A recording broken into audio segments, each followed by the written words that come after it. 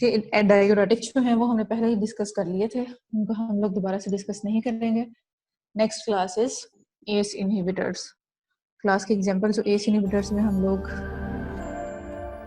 लेंगे उसमें आती हैं बेंजीप्रिल, कैप्टोप्रिल, एनालोप्रिल, लेसिनोप्रिल, क्विनाप्रिल। क्लिनिकली हम लोग सबसे ज्यादा कैप्टोप्रिल, एनालोप्रिल और लेसिनोप्रिल को यूज कर रहे होते हैं। एस इनहिबिटर जैसे नाम से ही जाहिर है एंजियोटेंसिन कन्वर्टिंग एंजाइम जो है हमारा उसको इनहिबिट करते हैं। तो इस तरह से होता क्या है कि एंजियोटेंसिन 2 की प्रोडक्शन जो है वो नहीं होती फ्रॉम एंजियोटेंसिन 1। ये मैकेनिज्म ऑफ एक्शन हो गया। अब जैसे ही ये करते हैं एंजियोटेंसिन 2 की प्रोडक्शन को इनहिबिट, तो उससे आगे वाला सारा स्टेप बाय स्टेप जो नीचे डाउन द स्ट्रीम पाथवे था, रेनिन इनहिबिशन, रेनिन सिंथेसिस भी नहीं होती, उससे एल्डोस्टेरॉन एक्सक्रीशन नहीं होती, सोडियम रिटेंशन नहीं होती, वाटर रिटेंशन नहीं होती, rather sodium excretion, water excretion हो जाती है और उसके पोटेशियम जो है वो हमारा एब्जॉर्ब हो जाता है। ये हमने पूरा मैकेनिज्म पढ़ा था। अब सोडियम और वाटर रिटेंशन की वजह से हाइपरटेंशन होती है, इसकी वजह से जो है वो हाइपरटेंशन हमारी ट्रीट हो जाती है। इसके अलावा हम लोग हाइपरटेंशन में ट्रीट करते हैं इसको, उसके अलावा हम इसको यूज करते हैं क्रॉनिक हार्ट फेलियर में, ठीक है। उसके अलावा हम लोग इसको जो है वो as a prophylactic therapy, reduce the risk of recurrent MI, वहां पे भी हम लोग यूज कर सकते हैं। इसके अलावा इनिशियल स्टेजेस ऑफ, इनिशियल का यहाँ पे वर्ड जरूरी है, डायबिटिक नेफ्रोपैथी में हम लोग यूज करते हैं, रीनल डिजीज में डायबिटिक नेफ्रोपैथी से आगे फिर एंड स्टेज रीनल डिजीज तक प्रोग्रेशन को रोकने के लिए। यहाँ पे अब एक जो है एडवर्स इफेक्ट्स इसके आ जाते हैं। एडवर्स इफेक्ट्स एस इनहिबिटर्स के बहुत ज्यादा जो हमें पूछा भी जाता है वो है नॉन प्रोडक्टिव कफ, सबसे ज्यादा जरूरी। उसके बाद एंजियोडीमा, फिर हाइपरकैलेमिया हो सकता है, और उसके अलावा जीएफआर में रिडक्शन हो सकती है, सीरम क्रिएटिनिन इंक्रीज हो सकती है, लेकिन वो स्मॉल, बहुत स्मॉल अमाउंट में। उसके अलावा चूंकि ये एंटी हाइपरटेंसिव है तो ये हाइपोटेंशन भी कॉज कर सकता है और डिजीनेस भी कॉज कर सकता है। यहाँ पे बहुत इंपॉर्टेंट है कि हमसे क्या होता है नॉन प्रोडक्टिव कफ का, कि नॉन प्रोडक्टिव कफ किस वजह से होती है। बेसिकली नॉन प्रोडक्टिव कफ जो है वो ब्रेडिकाइनिन के लेवल्स इंक्रीज होने की वजह से होती है। जब एस को इनहिबिट करता है ये, तो ब्रेडिकाइनिन जो है वो अपने ब्रेकडाउन प्रोडक्ट्स में उसने भी ब्रेकडाउन होना होता है, उसकी ब्रेकडाउन भी इनहिबिट हो जाती है, ठीक है। तो वहां पे हम इसको जो है वो इसकी वजह से इसका जो है वो फिर साइड इफेक्ट आता है कफ का, ठीक हो गया। अच्छा, नेक्स्ट हम लोग डिस्कस करते हैं इसी क्लास के साथ ही जो दूसरा आता है एंजियोटेंसिन 2 रिसेप्टर ब्लॉकर्स, ARBs। इसमें कैंडिसार्टन, लोसार्टन, वेलसार्टन आती है। अब ये क्या करती है कि ये जो है वो एंजियोटेंसिन 2 के प्रोडक्शन को नहीं इनहिबिट करती, उसके बाद आगे जाकर रिसेप्टर जहां पे जाके उसने काम करना होता है उसको प्रिवेंट करती हैं। उससे भी होता डाउन द स्ट्रीम वही मैकेनिज्म है, एल्डोस्टेरॉन नहीं होगा, ठीक है, और उसकी वजह से वेजोकंस्ट्रिक्शन नहीं होगी, सोडियम एब्जॉर्प्शन नहीं होगी, वाटर एब्जॉर्प्शन नहीं होगी, ऑल ऑफ दैट, और वेजोकंस्ट्रिक्शन, वेजोडाइलेटेशन हो जाएगी, ठीक है। अब ये भी जो है सिमिलर, इनका भी मैकेनिज्म ऑफ एक्शन है और सिमिलर इसके जो है वो प्रोफाइल है लाइक एस इनहिबिटर्स। लेकिन यहाँ पे ये है कि ये चूंकि उस एंजाइम पे एस पे काम नहीं कर रहे हैं, तो ये ब्रेडिकाइनिन की सिंथेसिस जो है उसको सॉरी ब्रेकडाउन को इनहिबिट नहीं कर रहे, और जब उसकी ब्रेकडाउन को इनहिबिट नहीं करते तो उसकी वजह से क्या होता है, उसकी वजह से कफ नहीं आती। तो अगर ऐसा कोई पेशेंट हमारे पास आए जिसको बहुत ज्यादा कफ है, एस इनहिबिटर्स की वजह से बहुत ज्यादा ड्राई कफ और वो टॉलरेट नहीं कर रहा, तो उसको हम क्या कर सकते हैं, स्विच कर सकते हैं दूसरी क्लास पे ARBs पे, जिसमें देने बहुत ज्यादा जरूरी हो।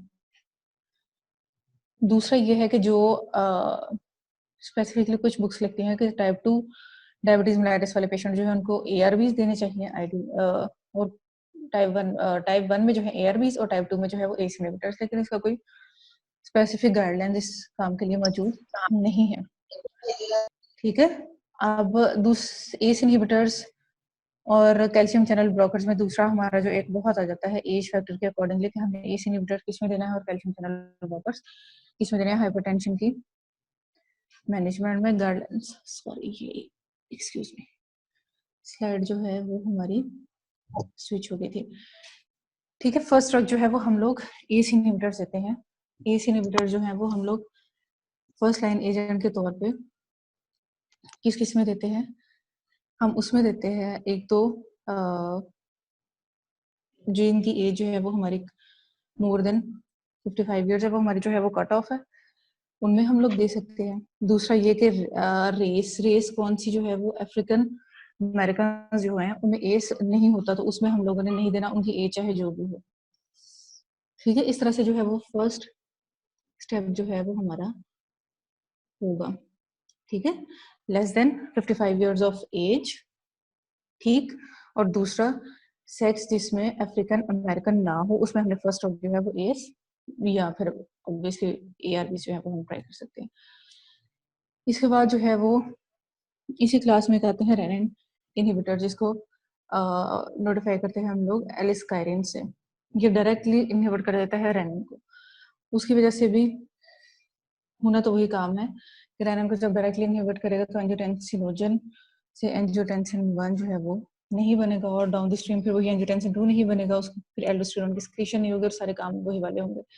हाइपरटेंशन में ये भी यूज हो सकता है, इसकी वजह से भी एंजियोडेमा और हाइपरकैलिमिया हो सकता है। हाइपरकैलिमिया ऑब्वियसली जब पोटेशियम की एब्जॉर्प्शन जो है वो ज्यादा होती है रादर सिक्रीशन, और उसके अगेंस्ट सोडियम की हो रही थी, तो उसकी वजह से इसमें हाइपरकैलिमिया जो है वो हो सकता है। लेकिन इसको जो है वो हम लोग रिजर्व रखते हैं अगर कोई बिल्कुल रेजिस्टेंट टाइप का पेशेंट हो जिसको ना फर्क पड़ रहा हो, फ्रंट लाइन की, तो उनमें ये रिजर्व होता है, कॉमनली यूज नहीं किया जाता। ठीक है, एसी इनहिबिटर्स मैंने इसलिए पहले डिस्कस किया क्योंकि ये फर्स्ट ट्रीटमेंट हमारी होती है ना। सेकंड पे आ जाते हैं calcium channel blockers. Calcium channel blockers हम लोग देते हैं जिनकी एज कितनी होती है, मोर देन 55 ईयर्स, और अफ्रीकन, अब अफ्रीकन अमेरिकन रेस या अफ्रीकन बेसिकली जो रेस है कैरेबियन, उनमें। ठीक है, उनमें भी फर्स्ट लाइन पे हम लोग क्या, उनमें फिर फर्स्ट लाइन पे हम लोग कैल्शियम चैनल ब्लॉकर देते हैं। अब कैल्शियम चैनल ब्लॉकर्स में जो है वो दो क्लासेस आ जाती हैं, डाइहाइड्रोपायरिडीन्स एंड नॉन डाइहाइड्रोपायरिडीन्स। इसको हम यहीं पे क्लियर कर लेते हैं। डाइहाइड्रोपायरिडीन्स जो हैं उनमें आती हैं एम्ब्लोडिपिन, फिलोडिपिन, निकार्डिपिन, निफेडिपिन। जो नॉन डाइहाइड्रोपायरिडीन्स है उनमें डिल्टियाजिम आ जाती है और विरापमिल आ जाती है। अब जो इन दोनों में डिफरेंस कहाँ पे आ जाता है, डाइहाइड्रोपायरिडीन्स जो है ये दोनों कैल्शियम चैनल ब्लॉकर्स हैं, दोनों स्लो एल टाइप का, जो हमारे जो वोल्टेज गेटेड कैल्शियम चैनल्स हैं उन्हीं को कर रही हैं, लेकिन एक जो है वो पेरिफेरल वास्कुलेचर पे कर रही है जो कैल्शियम चैनल्स डाइहाइड्रोपायरिडीन्स हैं, और एक जो है वो हार्ट पे कर रही है। तो हाइपरटेंशन के लिए हम लोग कौन सी यूज करते हैं, डाइहाइड्रोपायरिडीन्स, क्योंकि वो पेरिफेरल वास्कुलेचर पे जाके एक्ट करती है, वहां पे जो है वो वेसोकंस्ट्रिक्शन को इनहिबिट करती हैं, और मतलब उसको जो है वो रादर डायलेटेशन हो जाती है। ठीक है, स्मूथ मसल कॉन्ट्रैक्शन नहीं होती, तो उसकी वजह से जो है वो पेरिफेरल वास्कुलेचर की डायलेटेशन हो जाती है, उसकी वजह से जो है वो कार्डियक आफ्टर लोड कम हो जाता है। ठीक है, ये इसके सारे के सारे जो है वो मैकेनिज्म्स ऑफ एक्शंस हो गए। इसी तरह से जो है हमारे नॉन डाइहाइड्रोपेरिडीन्स, वो कार्डियक इश्यूज पे, नोडल टिश्यूज पे, और कहाँ पे करते हैं, कार्डियक मायोसाइट्स पे करते हैं, और वहां पे भी उन्होंने काम तो वही वाला करना है, लेकिन सिलेक्टिवली सिर्फ वहां पे करते हैं कि ये वहां पे उसी तरह से वेसोडाइलेटेशन, जब कोरोनरी वेसोडाइलेटेशन होगी, ठीक है, तो उसकी वजह से ऑक्सीजन डिमांड भी कम हो जाएगी, कोरोनरी वेसोस्पैज्म भी खत्म हो जाएगा, ये फिर एंजाइना में इसकी पार्टिकुलरली इंपॉर्टेंस आ जाती है। सेकेंडली हम एंटी एरिथमिक्स के तौर पे यूज करते हैं इनको, ये डिक्रीज करते हैं कंडक्शन वेलोसिटी को। ठीक है, ये हम लोग अच्छी तरह से इसको डिस्कस कर चुके हैं कि कहाँ पे जो है वो हमारे एक्शन पोटेंशियल में क्या क्या डिफरेंस है, फेज 1 2 3, ये वाला सारा, तो वही वाला जो है यहाँ पे इसने जो है कार्डियक कंडक्शन वेलोसिटी को जब डिक्रीज किया तो रिपोलराइजेशन इंक्रीज हो जाती है, और फायरिंग रेट जो है वो फिर क्या हो जाएगा, कम हो जाएगा, तो हार्ट रेट को डिक्रीज करती है, फिर इस तरह से इसको जो है वो एंटी एरिथमिक एक्शन हो जाता है। अब ये है कि जिस पेशेंट में हमने फर्स्ट नंबर पे जो है वो एसी इनहिबिटर्स दिया थे, और उसमें जो है वो उससे कंट्रोल नहीं होते, तो सेकंड नंबर पे हम इसको कैल्शियम चैनल ब्लॉकर्स दे सकते हैं, या जिसको हम एज की वजह से पहले नंबर पे कैल्शियम चैनल ब्लॉकर्स दिए थे, उसको हम साथ फिर एसी इनहिबिटर्स ऐड कर सकते हैं सेकंड ड्रग के तौर पे। थर्ड ड्रग जो है वो दोनों ग्रुप्स में फिर डायूरेटिक्स ऐड हो सकते हैं, लेकिन अगर कोई स्पेशल इंडिकेशन है जैसे हार्ट फेलियर है तो उसमें हम डायूरेटिक्स पहले भी ऐड कर सकते हैं। उसके बाद अगली क्लास जो है वो हमारी आ जाती है बीटा ब्लॉकर्स की। ठीक है, बीटा ब्लॉकर्स, अब जिस तरह से हमने बीटा रिसेप्टर्स देखा था कि बीटा स्टिमुलेशन की वजह से जो है बीटा एड्रेनर्जिक स्टिमुलेशन की वजह से बहुत सारे काम हो रहे थे, तो बीटा ब्लॉकर्स ने जो है वो उन्हीं बीटा एडिनर्जिक रिसेप्टर्स जो हैं उनको ब्लॉक कर देना है, ठीक है। इसकी अब एग्जांपल्स कौन कौन सी होती हैं? एडिनोलोल होता है, कार्बाडिलोल होता है, एस्मोलोल है, लेविटालोल है, मेटाप्रोलोल है, पिंडोलोल है, प्रोप्रानोलोल है, एसिब्यूटोलोल है, ठीक है। ये सारे के सारे जो हैं वो बीटा ब्लॉकर्स की एग्जांपल्स हैं। बीटा ब्लॉकर्स का हमने सारा का सारा पढ़ लिया था कि सिंपैथेटिक इनर्वेशन से सारे सारे positive effects, positive inotropic, positive chronotropic, ठीक है। इसी तरह से यहाँ पे जो है वो सारे के सारे नेगेटिव कर देगा उन इफेक्ट्स को। यहाँ पे एक जो है वो बात आ जाती है इम्पोर्टेंट, वो ये है कि कार्डियो सिलेक्टिव होते हैं कुछ बीटा ब्लॉकर्स और कुछ जो है वो नॉन सिलेक्टिव होते हैं। सिलेक्टिव और नॉन सिलेक्टिव के आपने एग्जांपल्स याद रखें। नॉन सिलेक्टिव होते हैं पिंडोलोल, प्रोप्रानोलोल। सिलेक्टिव है एटिनोलोल और मेटोप्रोलोल, ठीक है। अब जो सिलेक्टिव और नॉन सिलेक्टिव से क्या मुराद है? जो नॉन सिलेक्टिव होते हैं वो बीटा 1 और बीटा 2 रिसेप्टर्स दोनों को इनहिबिट करते हैं। इसकी इंपॉर्टेंस यहाँ पे आती है कि जो बीटा 2 एडिनो रिसेप्टर्स होते हैं वो लंग्स में भी होते हैं, वहां पे वो ब्रोंको डायलिटेशन का काम कर रहे होते हैं, वहां पे वो डायलेटरी इफेक्ट दे रहे होते हैं। अब जब ये उसको ब्लॉक कर देता है तो ब्रोंको कंस्ट्रिक्शन हो जाती है। आम पेशेंट्स में तो वो इतना ज्यादा इशू नहीं होता, ठीक है, लेकिन जो एस्थमेटिक होते हैं जिनका ऑलरेडी जो है वो एयरवे नर्विंग होती है, उनमें जो है वो बहुत ज्यादा जब ब्रोंकोस्पैज्म कॉज करती है और उसकी वजह से एक्यूट सीवियर एस्थमा उनका खतरा होता है। जो नॉन सिलेक्टिव है पिंडोलोल और प्रोप्रानोलोल, विटामिन बीटा 2 दोनों, और कॉन्ट्राइंडिकेटेड किसमें है? एस्थमा में। इसी तरह से जो हमारे दूसरे हैं कार्डियो सिलेक्टिव, वो है एटिनोलोल, मेटाप्रोलोल, एग्जाम्पल उसके हैं, ठीक है। ये स्पेसिफिकली सिर्फ बीटा 1 को इनहिबिट करते हैं, तो इसकी वजह से कोरोनरी वेसोस्पैज्म और ब्रोंकोकंस्ट्रिक्शन जो है वो हमारी उसके चांसेस कम होते हैं। इनकी इंपॉर्टेंस यहाँ पे होती है। उसके अलावा हमारे पास जो लिबिटालोल और कार्वेडिलोल है, इनमें एक्स्ट्रा एक काम होता है कि अल्फा 1 एड्रेनर्जिक रिसेप्टर ब्लॉकेज को भी स्टिमुलेट कर देते हैं, ठीक है। तो उसकी वजह से वेजोडाइलेटरी एक्शन होते हैं आर्टरीज में, ठीक है। इसकी वजह से होता ये है कि पेरिफेरल और कोरोनरी वेस्कुलर रेजिस्टेंस कम हो जाती है, और खास तौर पे क्रोनिक हार्ट फेलियर के पेशेंट्स में ये जो है वो इसकी इम्पोर्टेंस है। और कार्बाडिलोल जो है उसको हम लोग यूज करते हैं अपर जीए ब्लीड के पेशेंट्स में भी, क्योंकि ये वहां पर वेजोडाइलेशन कॉज करती है, लेकिन स्प्लैंक्निक जो हमारी सर्कुलेशन होती है वहां पे वेजोकंस्ट्रिक्शन कॉज करती है, तो वो वेसल जो ब्लीडिंग होती है उनको बंद कर देती है, तो कार्बाडिलोल वहां पे भी यूज होता है। सो लेवोलेबिटालोल को हम प्रेगनेंसी में यूज करते हैं, इसकी ये भी इम्पोर्टेंस है। उसके अलावा जो प्रोप्रानोलोल है हमारा, उसको हम लोग थायरोटॉक्सिकोसिस में भी यूज करते हैं, और ये जो है वो पेरिफेरल कन्वर्जन को स्टॉप करता है। सिर्फ D4 की D3 में जो कन्वर्जन होती है उसको स्टॉप करता है। ये सारे इस तरह से जो है वो beta blockers, ACE inhibitors, calcium channel blockers, 3 major classes जो है वो हमारी सबसे इम्पोर्टेंट ये वाली आ गई। अब ये हमने अभी तक डिस्कस कर लिए हैं। इसके अलावा नेक्स्ट क्लास जो अब हमारे पास है वो वेजो अच्छा अल्फा एडिनर्जिक एंटागोनिस्ट जो है वो बीच में रह गए हमारे। अल्फा एडिनर्जिक रिसेप्टर जो है वो ब्लॉकर जो कि सिर्फ अल्फा ब्लॉकर्स हैं वो भी होते हैं। वो उसमें कौन से आते हैं? प्राइजोसिन है, ट्राइजोसिन है, डॉक्साइटोसिन है, ठीक है। और ये जैसे पहले भी देखा कि जो कार्बाडिलोल में भी ये थे ना अल्फा 1 का एक्शन, कि वो पेरिफेरल रेजिस्टेंस कम हो रही थी, टीपीआर कम हो रहा था, वही पेरिफेरल रेजिस्टेंस कम हुई, उसकी वजह से विनेस्टोटाइन कम हुआ, प्रीलोड कम हुआ, ठीक है, कार्डियक आउटपुट, और ये वाले सारे एक्शन उसकी वजह से आ गए। तो इस तरह से ये वेजोडाइलेशन के थ्रू जो है वो अपना काम कर रहे होते हैं। ये भी हम हाइपरटेंशन की ट्रीटमेंट में हम लोग यूज कर सकते हैं, लेकिन ये भी हम लोगों ने जो है वो एंड के लिए आप कह लेके यूज संभाल कर रखे होते हैं, कि जिसमें एस इनहिबिटर दे दिए, calcium channel blocker, beta blocker, डायग्राटाइज, जिसमें हम सब ट्राई कर चुके होते हैं ना, उसमें फिर हम इसको जो है वो ट्राई करने का रिस्क लेते हैं। बीटा ब्लॉकर्स के साइड इफेक्ट्स और अल्फा ब्लॉकर के साइड इफेक्ट्स हम देख लेते हैं। अब जो बीटा ब्लॉकर्स हैं उसकी वजह से होता ये है, हमारे पास बीटा ब्लॉकेड हो रहा है, इसका मतलब ये है कि हमारे जो उसके नॉर्मल काम है वो सारे के सारे ये इनहिबिट करने की सलाहियत रखती हैं। तो वो उसमें क्या क्या होगा, जब डिक्रीज हार्ट रेट होगा, ब्लड प्रेशर कम होगा, कॉन्ट्रैक्टिलिटी देखेंगे, सब कुछ कम होगा, उसकी वजह से ब्रेडिकार्डिया में जाने के चांसेस हैं, हाइपरटेंशन होने के चांसेस हैं, ठीक है।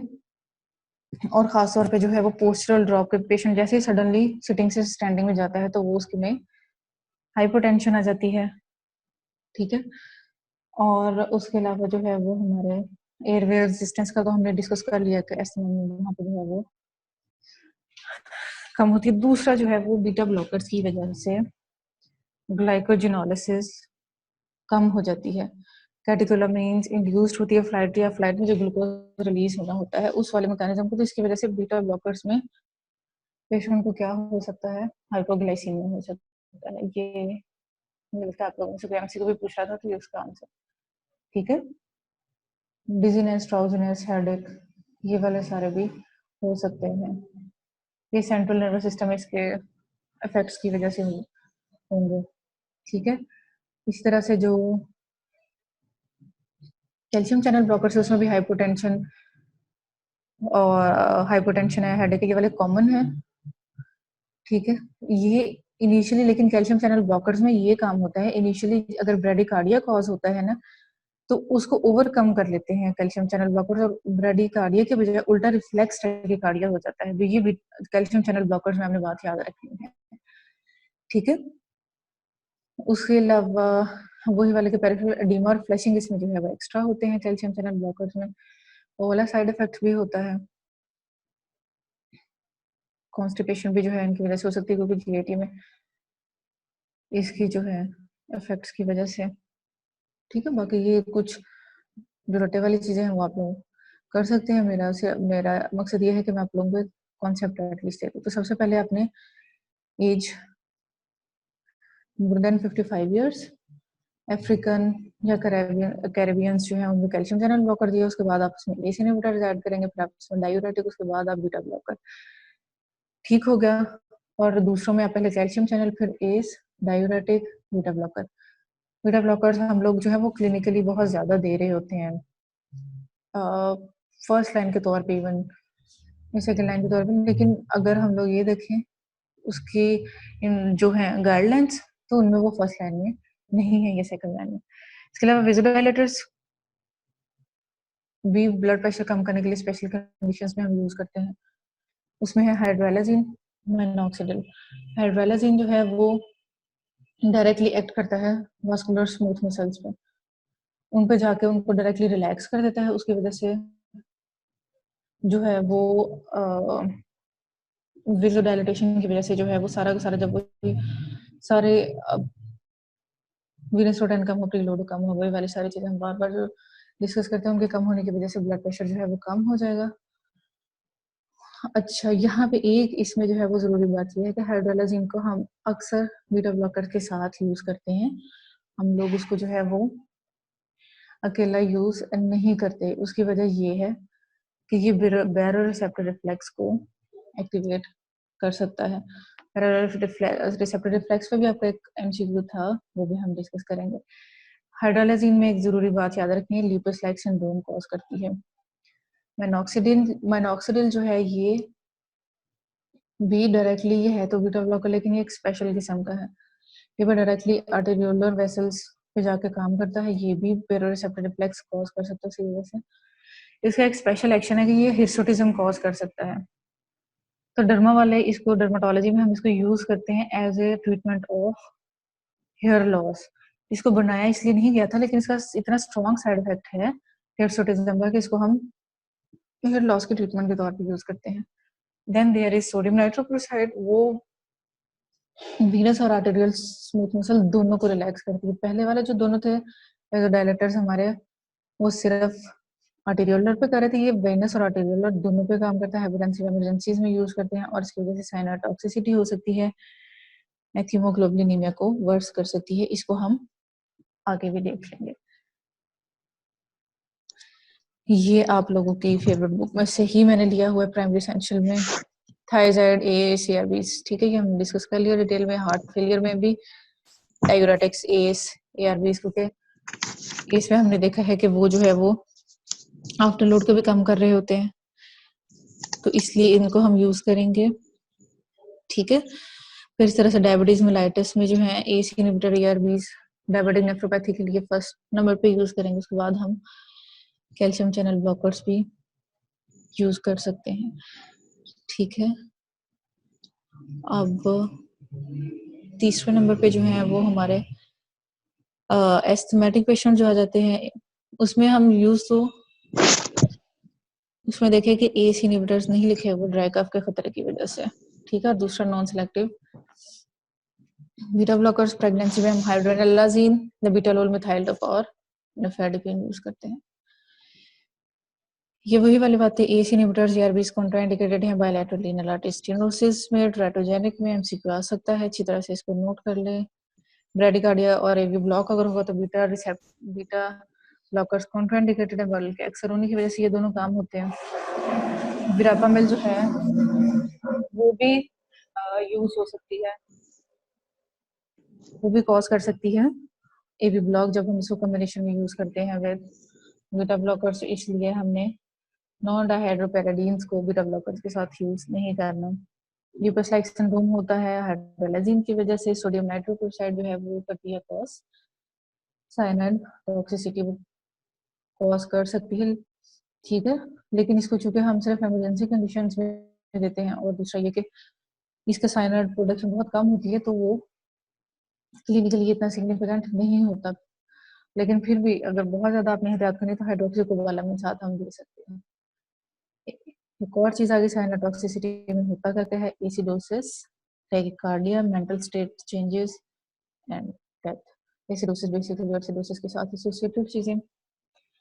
और दूसरा मैथ हीमोग्लोबिनीमिया के रिस्क को ये इंक्रीज करती है, क्योंकि ये कन्वर्ट करती है हीमोग्लोबिन को मैथ हीमोग्लोबिन में। तो अगर किसी पेशेंट में पहले प्रीवियसली नोन हिस्ट्री है तो उसमें हम लोगों ने इसको यूज नहीं करना, ठीक है।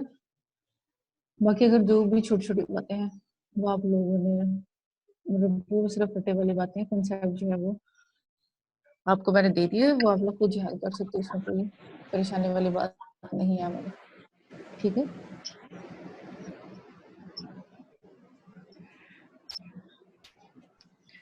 नेक्स्ट आ जाती है हमारी anti arrhythmic drugs. Anti arrhythmic drugs का ये एक जर्नल वाला जिसमें ये सारी लिखी हुई है। आगे जो है वो दूसरा सारा का सारा जो है वो क्लास 1, क्लास 2, क्लास 3 को मैंने अलग अलग भी डिस्कस किया हुआ है। अब जो हमारी क्लास 1 है उसमें आती हैं सोडियम चैनल ब्लॉकर्स, ठीक है। मेजर जो उनका होता है वो सोडियम चैनल ब्लॉकर्स और साथ थोड़ा सा पोटेशियम चैनल ब्लॉकर्स, ठीक हो गया। उसमें क्विनिडीन, प्रोकेनामाइड, डाइसोपारामाइड। अब क्लास ये 1A है, क्लास 1 को A, B और C तीनों कैटेगरीज में हमने डिवाइड किया हुआ है, लेकिन तीनों में मेजर एक्शन जो है वो सोडियम चैनल ब्लॉकेज ही है। एग्जांपल्स डिफरेंट है, क्विनिडीन है, प्रोकेनामाइड है, डाइसोपारामाइड है, देन लाइडोकेन है, मेजिलेटिन है। क्लास 1C में जो है वो फ्लिकनाइड आ जाती है, प्रोपिसिनोन आ जाती है, ठीक है। और ये जो यूज करते हैं हम लोग,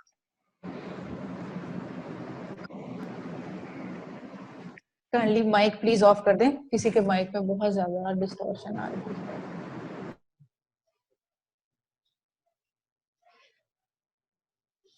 थैंक यू। अच्छा, अब चूंकि ये जो था सोडियम चैनल्स, ये सिर्फ ये वेंट्रुलर परकिंजी फाइबर या हिस फाइबर वाली जो एक्शन पोटेंशियल थी उन्हीं में काम कर रहे थे, जो हमारे नोडल थी। ये जो एकदम से फास्ट डिपोलराइजेशन होती है वो इनके थ्रू हो रही थी। अब यही इनकी जो है वो फिजियोलॉजिकल और फार्माकोलॉजी को अगर कंबाइन करें, ये उन्हीं चीजों पे मैंने आप लोगों से कहा था कि यहीं पे सारी सारी जो है वो ड्रग्स एक्ट करेंगे। तो आप देखें कि जो वेंट्रिकुलर बंडल ऑफ हिस और परकिंजी फाइबर थी उनकी एक्शन पोटेंशियल डिफरेंट थी एवी नोड और एस नोड से। तो ये चूंकि वेंट्रिकुलर एक्शन पोटेंशियल में सोडियम चैनल्स आ रहे होते हैं, तो वहां पे ये एक्ट कर रही होती है, तो इस वजह से ये वेंट्रिकुलर एरिथमियाज के ट्रीटमेंट में यूज होती हैं। ठीक हो गया। आज क्लास 2 जो है उसमें हमारे पास बीटा ब्लॉकर आ जाते हैं। ठीक है, प्रोप्रानोलोल, अटिनोलोल, नोडोलोल, वही बीटा एडिनोरिसेप्टर को जो है वो ब्लॉक करते हैं। अब इसके भी हमने सारे के सारे बीटा सिंपैथेटिक के भी सारे के सारे काम पढ़े हुए थे। ठीक है, कि वो डिक्रीज करती है हार्ट रेट को भी, कॉन्ट्रैक्टिलिटी को भी, कंडक्शन वेलोसिटी को भी, ये सारे के सारे काम जो है इसके होते हैं। तो इसकी वजह से जो है वेंट्रिकुलर एरिथमियाज स्ट्रेस हो जाएंगे। क्लास 3 जो है वो हमारे पास आ जाती है, जिसमें अम्योड्रोन है, और उसके अलावा जिसमें हमारे पास है इब्यूटिलाइड। ठीक है, अब जो इम्योड्रोन है और ब्यूटिलाइड है, ये क्या करते हैं, ये पोटेशियम चैनल ब्लॉकर करते हैं। अब ये भी जो है प्रोलॉन्ग करते हैं रिफ्रैक्टरी पीरियड को। हमारा जो एक बेसलाइन पे चल रहा था पोटेशियम का आउटफ्लो कॉन्टिन्यूसली, जो हमारे स्लो पोटेशियम चैनल्स थे, उस पर हमने देखा था कि वो उसकी जो है दोबारा से प्रिवेंट करते हैं, उसकी एक्शन पोटेंशियल जो है उसको दोबारा से डिपोलराइजेशन से, अर्ली डिपोलराइजेशन से जो है वो प्रिवेंट करे थे, राइट। तो ये भी फिर वेंट्रिकुलर में एरिथमियाज में हम इसको यूज करेंगे। ठीक होगा। उसके बाद हमारे पास आ जाते हैं, नेक्स्ट क्लास है क्लास 4। यही अभी जो हमने कैल्शियम चैनल ब्लॉकर्स में देखा था, डाइहाइड्रोपायरिडीन्स और नॉन डाइहाइड्रोपायरिडीन्स। अब जो नॉन डाइहाइड्रोपायरिडीन्स हैं वो क्या कहती थी, वर्पामिल और डिल्टियाजिम, और वर्पामिल और डिल्टियाजिम जो है वो हमारी यूज होती थी एरिथमियाज के कंट्रोल के लिए। इसको हमने पीछे डिस्कस कर लिया है।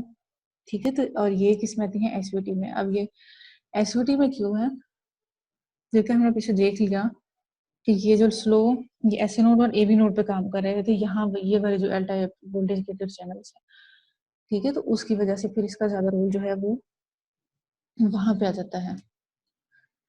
उसके बाद कुछ और भी हैं जिनको हम क्लास 5 या अदर्स का नाम देते हैं। क्लास 5 या अदर्स में जो हमारे पास आती हैं वो आती हैं एडिनोसिन, एट्रोपिन, डाइजॉक्सिन।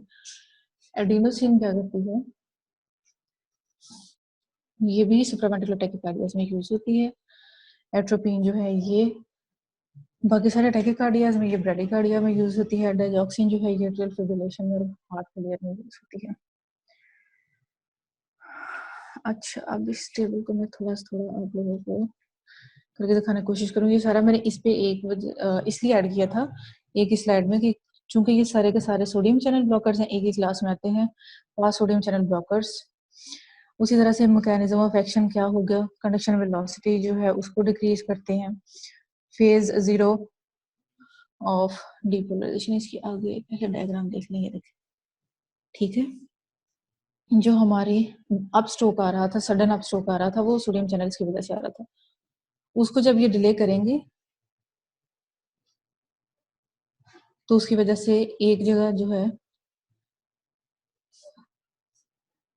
यही, सॉरी एक बार, ये देखें, ये फास्ट अप स्ट्रोक जो है ना, ये यहाँ पे आ रहा था सोडियम चैनल्स की वजह से। ठीक है, अब ये जो सोडियम चैनल्स की वजह से अप स्ट्रोक आ रहा था, ये किस किस में आ रहा था, मायोकार्डियम में, मतलब वेंट्रिकुलर मसल्स में, और उसके अलावा पीसल्फोटिक फाइबर्स में। ठीक हो गया। तो जब ये सोडियम चैनल्स को ब्लॉक करती हैं, वो एकदम से फास्ट अपस्ट्रोक जो है वो नहीं आता, या वो डिले हो गया था, या वो उतनी इंटेंसिटी का नहीं आता। उसकी वजह से फिर जो है हमारी कंडक्शन वेलोसिटी डिक्रीज हो जाती है और रिपोलराइजेशन इंक्रीज हो जाती है। इफेक्टिव रिफ्रैक्टिव पीरियड जो है वो इंक्रीज हो जाता है। ये यहाँ पे देखिए आप, ये प्लेटो इंक्रीज हुई हुई है, यहाँ पे भी देखिए प्लेटो इंक्रीज हुई हुई है। तो प्लेटो के दौरान जो है वो हमारा इफेक्टिव रिफ्रैक्टिव पीरियड आ रहा था। ठीक है, यही इसका सारा का सारा जो है वो मैकेनिज्म ऑफ एक्शन है।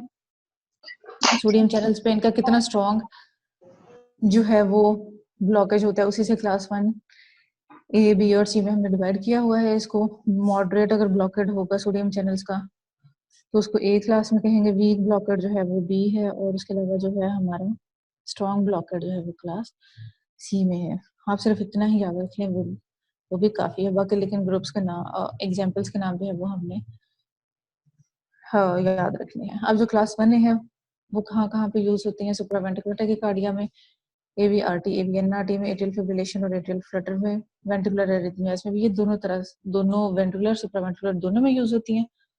1B जो है वो वेंट्रिकुलर एरिथमियाज में इनका जो है वो ज़्यादा रोल है, पार्टिकुलरली पोस्ट एमआई। और अगेन जो 1C है वो हमारी कहाँ पे यूज़ होती है, वो एट्रियल सुप्रावेंट्रिकुलर टैकीकार्डियाज में यूज़ हो रही होती हैं। अच्छा जी, उसके बाद इनके जो है वो हमारे आ गए साइड इफेक्ट्स। जितनी भी एंटीरिदमिक्स है उनमें आपने याद रखना है कि एंटीरिदमिक्स की वजह से अरिथमिया भी हो सकता है। तो क्लास 1 ने जो है वो हमारे क्यूटी प्रोलॉन्गेशन के जो बहुत सारे कॉजेज हैं उनमें से एक में आती है टॉर्सियर डी पॉइंटर्स जो है वो ये कॉज कर सकती है। क्विनोडिन की वजह से जो है वो सिंक्रोनिज्म हो सकता है, प्रोकैनामाइड्स की वजह से ड्रग फीवर हो सकता है। ठीक है, उसके अलावा जो डाइसोपैरामाइड है उसकी वजह से एंटीकोलिनर्जिक इफेक्ट्स हैं। जो हमारी नेक्स्ट क्लास है उसमें सीएनएस इफेक्ट्स ज़्यादा हैं और ये कंडक्शन ब्लॉकेज हो सकता है, प्रोरेथमोजेनिक्स होती हैं क्लास 1C। और ये एमआई में कॉन्ट्राइंडिकेटेड होती हैं, 1B वाले जो एमआई में हम लोग देते हैं। इसके कोई बहुत ज़्यादा इसके पीछे जो है वो कंसेप्ट नहीं है, जितनी चीज़ों का है मैंने आपको बता दिया, बाकी आप लोगों को जो है वो याद करनी पड़ेगी। ठीक हो गया। नेक्स्ट क्लास है हमारी बीटा ब्लॉकर्स की। बीटा ब्लॉकर्स का तो हमें अब अच्छी तरह से आइडिया हो गया कि वो ही सारी कंडक्शन वेलोसिटी को, हेवी रिपोलराइजेशन को सबको कम करे, तो उसकी वजह से हेवी रिपोलराइजेशन जब कम होती है डिले ज़्यादा हो जाता है, विनोडल पीआर इंटरवल पर लॉन्ग हो जाता है। एग्जाम्पल्स हमने देख लें, ये भी हम लोग जो है वो सुप्रावेंट्रिकुलर पैरोक्सिस्मल एसवीटी में, एट्रियल फ्लटर में, वेंट्रिकुलर एरिथमियाज में, एट्रियल प्रीमेच्योर बीट्स में, एट्रियल और वेंट्रिकुलर प्रीमेच्योर बीट्स दोनों में जो है वो हम यूज कर सकते हैं। ब्रेडिकार्डिया कर सकती है, sinus depression, exacerbation of asthma, dyslipidaemia होता है मेटाप्रोलोल की वजह से, हाइपोग्लाइसीमिया वो भी हमने देख लिया, हाइपरकैलेमिया भी इनकी वजह से हो सकता है। ठीक है, अब दूसरा ये है कि यहाँ पे ये एक इम्पोर्टेंट बात है, ये है कि avoiding patients with concurrent cocaine use and और फियोक्रोमोसाइटोमा। उसकी वजह से होता क्या है कि जो है जब बीटा ब्लॉकेज हो जाता है तो अनअपोज्ड बहुत ज्यादा अल्फा एगोनिज्म अल्फा 1 एक्टिविटी आ जाती है, उसकी वजह से ब्लड प्रेशर रेज हो सकता है, कोरोनरी सिस्टमिक वेसोकंस्ट्रिक्शन हो सकती है। तो बीटा लोल और कार्बाइडोल का हमने पहले भी देख लिया कि वो जो है वो दोनों ही जो कि अल्फा ब्लॉकर भी करेंगे तो उनमें ये वाला खतरा नहीं होता। और ये बहुत दफा क्वेश्चन इस तरह से आता है कि जैसे एथलीट्स हैं वो अक्सर कोकेन यूज करते हैं अपनी जो है वो एक्टिविटी को एनहांस करने के लिए, लेकिन अगर वो ज्यादा यूज कर ले तो उनमें जो है वो कोरोनरी वेसोस्पैज्म हो जाता है, जिसकी वजह से जो है वो इवन एंजाइना और एमआई भी हो जाता है, लेकिन वो कोरोनरी वेसोस्पैज्म की वजह से होता है, नॉट एथेरोस्क्लेरोसिस की वजह से। तो इसलिए ऐसे कोकेन एडिक्ट्स हैं अगर, या जो रिक्रिएशनल कोकेन यूजर्स हैं, उनमें आपने बीटा ब्लॉकर्स नहीं देने, वरना उसकी वजह से कोरोनरी सिस्टमिक वेसोकंस्ट्रिक्शन हो जाएगी। ये उसी को जो है वो किया हुआ पेस में करेक्शन पोटेंशियल, जो कि सिंपैथेटिक जो है एक्टिविटी वो एवी नोड ऐसे नोड पे ज्यादा हमने देखा था कि हो रही होती है। ठीक है, तो आप ये देखिए कि ये क्या करता है, फेज 4 की स्लोप को डिक्रीज कर देता है। ये मैंने आपसे पहले भी कहा था कि जब भी आपने सिंपैथेटिक पैरासिम्पैथेटिक को याद रखना, फेज 4 डिपोलराइजेशन से याद रखना है। ठीक है, ये हमने वो बात डिस्कस की थी, तो वही वाला आ गया कि फेज 4 डिपोलराइजेशन जो है ना उसकी स्लोप को डिक्रीज करता है, उसकी वजह से डिपोलराइजेशन ज्यादा हो जाती है, इफेक्टिव रिफ्रैक्टिव पीरियड ज्यादा हो जाता है। ठीक है, सारे इफेक्ट्स होते हैं। Next class is potassium channel blocker, जिसमें हमने विटोलाइड और अमाइड्रोन देखी थी। ठीक है, अब ये जो डिलेड रेक्टिफायर पोटेशियम चैनल्स थे उनको इनहिबिट करती हैं। ठीक है, हमने ये देखा था, उसकी वजह से जो है वो एपिड्यूरेशन जो है वो हमारी ज्यादा हो जाती है, इफेक्टिव रिफ्रैक्टिव पीरियड भी ज्यादा हो जाता है, कंडक्शन वेलोसिटी पर होता है, इनका इफेक्ट नहीं आता, क्यूटी इंटरवल जो है वो ज्यादा हो जाता है। अमाइड्रोन, सोटेलोल, इबिटोलाइड, डोफेटोलाइड जो है वो ज्यादा इस क्लास की इंपॉर्टेंट ड्रग्स हैं।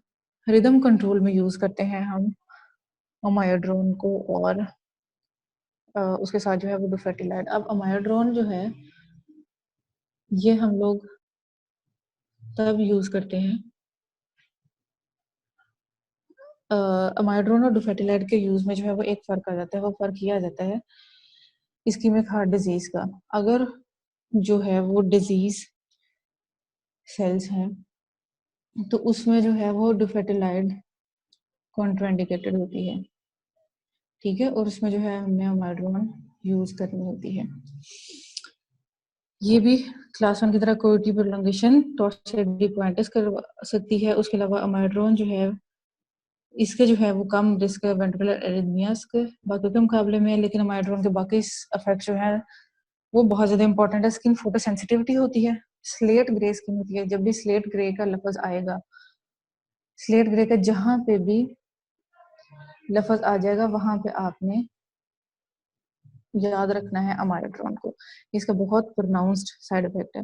पल्मोनरी फाइब्रोसिस कॉज करती है, लिवर डिसफंक्शन कॉज करती है, पेरिफेरल न्यूरोपैथी, थायराइड डिसफंक्शन में ये दोनों तरह से कॉज करती है। थायराइड डिसफंक्शन में ये हाइपोथायराइडिज्म भी करवा सकती है और हाइपरथायराइडिज्म भी करवा सकती है। सो ये भी साइड इफेक्ट्स हो जाते हैं। ये भी वेंट्रिकुलर परकिंजी सेल रिपोलराइजेशन की फेज को बहुत ज्यादा एनहेंस कर देती है। और चूंकि एवी नोड एस नोड पे एसिड जो है वो हमारा वो ही नहीं रही थी, ये वाली रिपोलराइजेशन वाली फेज आ नहीं रही थी, इसलिए जो है वो परकिंजी सेल एक्शन पोटेंशियल को हमने डिनोट किया हुआ है यहाँ पे एग्जाम्पल के तौर पे। क्लास 4 में कैल्शियम चैनल ब्लॉकर्स आ गए हैं। कैल्शियम चैनल ब्लॉकर्स ऑलमोस्ट हमने सारे ही डिस्कस कर लिए हैं, सिर्फ ये साइड इफेक्ट्स देख लेते हैं। ब्रेडिकार्डिया भी block, constipation, headache, flushing, pitting edema, reflex tachycardia, ये भी नेफ्रोलिपिन की वजह से होगी, डिल्टियाज्म की वजह से भी यही वाले सारे इफेक्ट्स आते हैं, लेकिन वो लेस टॉलरेबल है,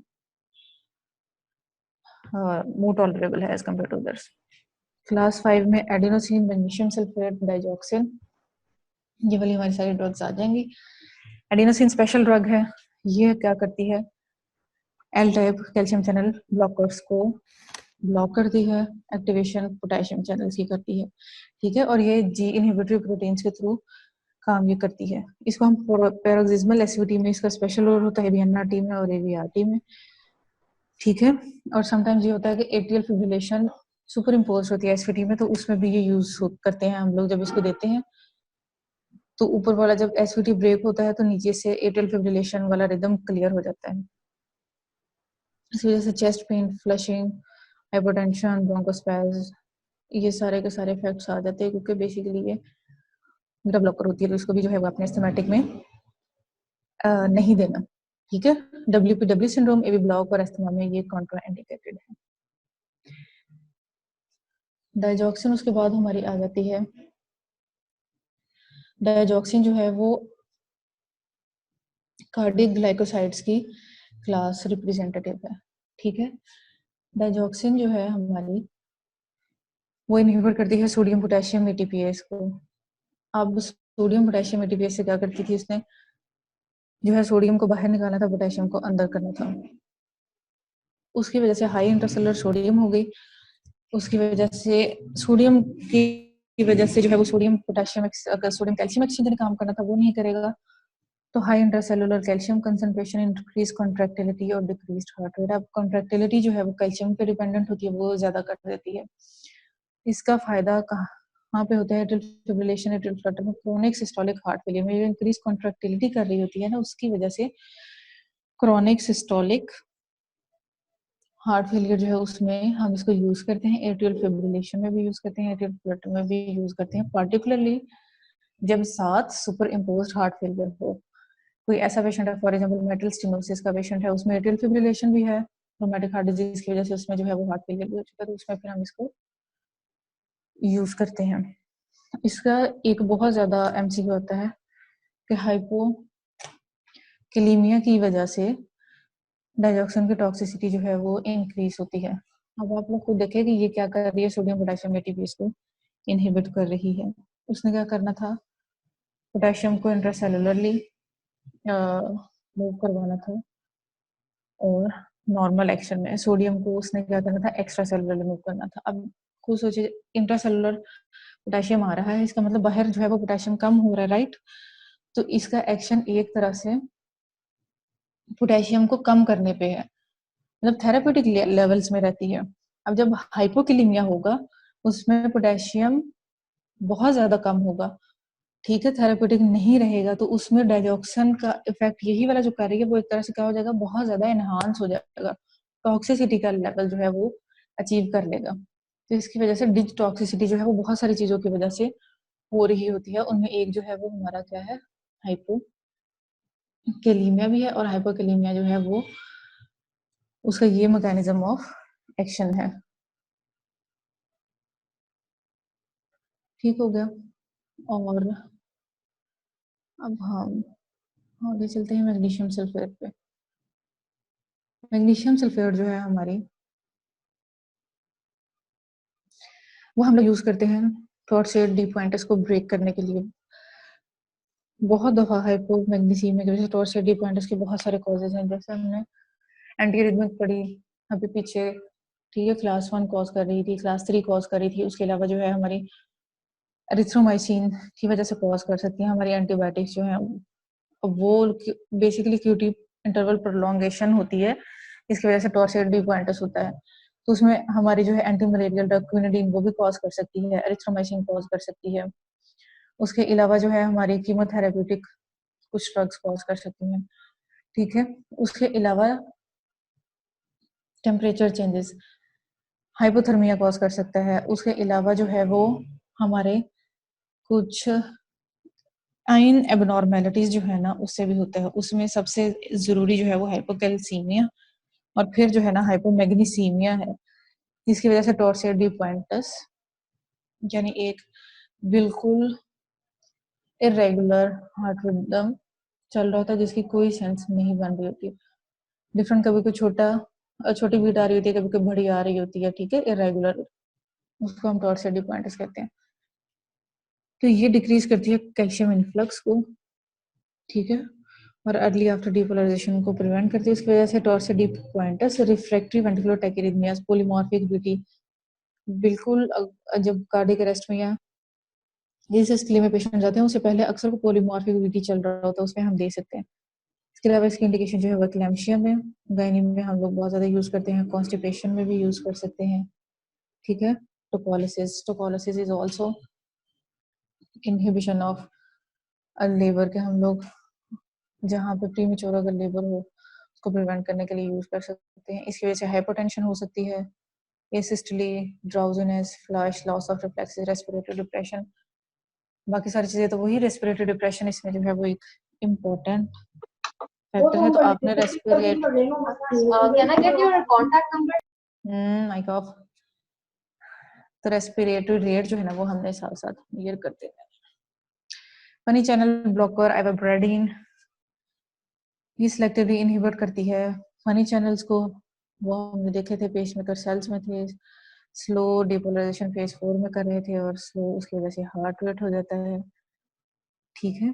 ये हम लोग करते हैं स्टेबल कोरोनरी हार्ट डिजीज में, कंजेस्टिव कार्डियक रिदम में, और जो बीटा ब्लॉकर, बेसिकली जो बीटा ब्लॉकर्स पेशेंट या टॉलरेट ना करें, या जिनकी बीटा ब्लॉकर से जो है वो चेस्ट पेन सेटल ना करे, उसको हम देते हैं आइवोब्रेडिन। लेकिन ये इमरजेंसी में नहीं, ये क्रॉनिक कंडीशन में जब हम पेशेंट को ड्रग पे सेटल करते हैं उसमें देते हैं। इसकी वजह से विजन चेंजेस, ब्रेडिकार्डिया और हाइपरटेंशन होती है।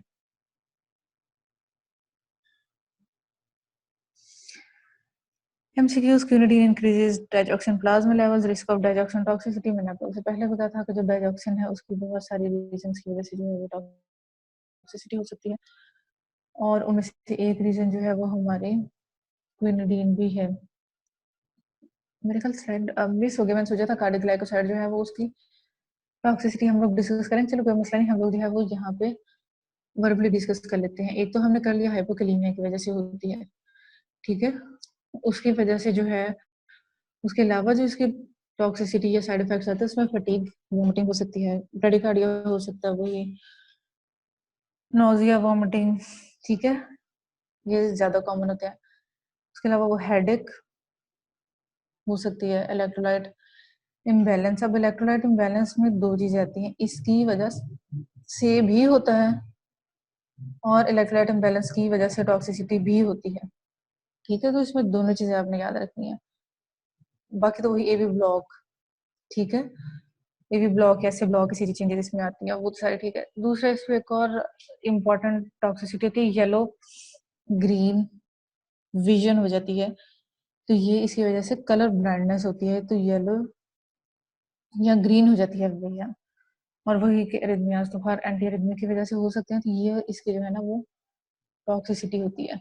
अब टॉक्सिसिटी होती किस वजह से है? टॉक्सिसिटी इस वजह से होती है कि समटाइम कुछ ड्रग्स जो है ना वो इसकी प्लाज्मा बाइंडिंग पे इफेक्ट कर रहे होते हैं, कुछ इसकी जो है वो एक्सक्रीशन पे इफेक्ट कर रहे होते हैं। अब जो इसकी एक्सक्रीशन को इफेक्ट कर रहे होते हैं ना वो होते हैं थायजाइड डायूरेटिक्स, लूप डायूरेटिक्स, उसके अलावा जो है वो पेनिसिलिन्स, एम्फोटेरिसिन बी,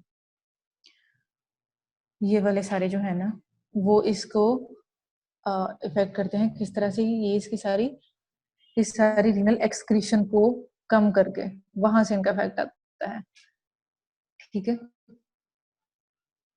जब इसको कॉम्बिनेशन में देते हैं जैसे अमाइड्रोन के साथ कॉम्बिनेशन में, तो वही है कि चांसेस ऑफ एरिथमियास बढ़ जाते हैं विरापामिल के साथ टॉक्सिक लेवल्स, और वो तो इन दोनों के सेम फैक्ट की वजह से जो है ना वो वाले हो रहे होते हैं। और उसके अलावा जो हमारी होती है ना स्टैटिन्स, वो compete करती हैं इसकी प्लाज्मा बाइंडिंग के साथ, ठीक है। तो प्लाज्मा बाइंडिंग को इसकी इफेक्ट करती है और वहां से वो जो है ना वो इसके साइड इफेक्ट्स कॉज कर सकती हैं। लास्ट हमारा जो आज का टॉपिक है वो है लिपिड लोडिंग ड्रग्स।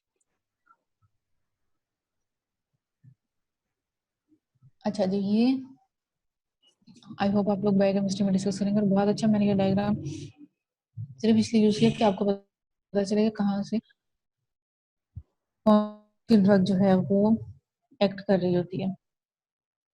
हमने इंजेस्ट किए लिपिड्स, ठीक है, कोलेस्ट्रॉल की फॉर्म में एब्जॉर्प्शन हुई, कोलेस्ट्रॉल भी बने, गट में जाके फ्री फैटी एसिड्स भी बने, और बाइल एसिड्स की भी वहां पे प्रोडक्शन। ये बिल्कुल सिंप्लीफाइड वर्जन है। वहां से फिर जो है इंटेस्टाइनल ह्यूमन से ये जो स्मॉल मॉलिक्यूल्स थे कोलेस्ट्रॉल या फ्री फैटी एसिड्स की फॉर्म में, बाइल एसिड्स की फॉर्म में, वो एब्जॉर्ब हो गए, राइट, एंटेरोसाइट्स। एंटेरोसाइड से अब इनके साथ ये होता है कि ये जाते हैं लिम्फेटिक्स में और वहां से लिवर में, लिम्फेटिक्स से ब्लड में, ब्लड से लिवर में, ठीक है। अब ये जो cholesterol free fatty acids resin gut में पड़े हुए हैं, उनको वहां से गट से अगर एब्जॉर्प्शन ना हो तो तभी जो है वो लिपिड्स हमारे कम हो जाएंगे। तो एजिटिमाइब जो है ना वो यही करती है, वो कोलेस्ट्रॉल को एब्जॉर्ब ही नहीं होने देती, ठीक है। तो इस तरह से लिपिड लोअर होगी। बाइल एसिड रीअब्जॉर्प्शन को कम करने के लिए हमारे पास कोलेस्टायरामिन है, कोलेस्टिपोल है, और कोली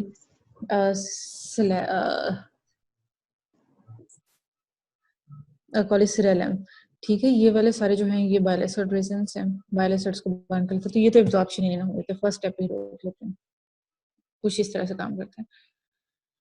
फिर उसके बाद इस तरह से काम करते हैं एंटेरोसाइट्स में, जब कोलेस्ट्रॉल और ये फ्री फैटी एसिड्स काइलोमाइक्रॉन्स में कन्वर्ट होते हैं, वहां से लिम्फेटिक्स में, ब्लड में जाके काइलोमाइक्रॉन्स ब्लड से जो है वो फिर लिवर में भी जा सकते हैं, और ब्लड में ही जो है वो free fatty acids HDL pool को डेवलप करते हैं। HDL पूल से फिर फर्दर HDL बन जाता है, ठीक है।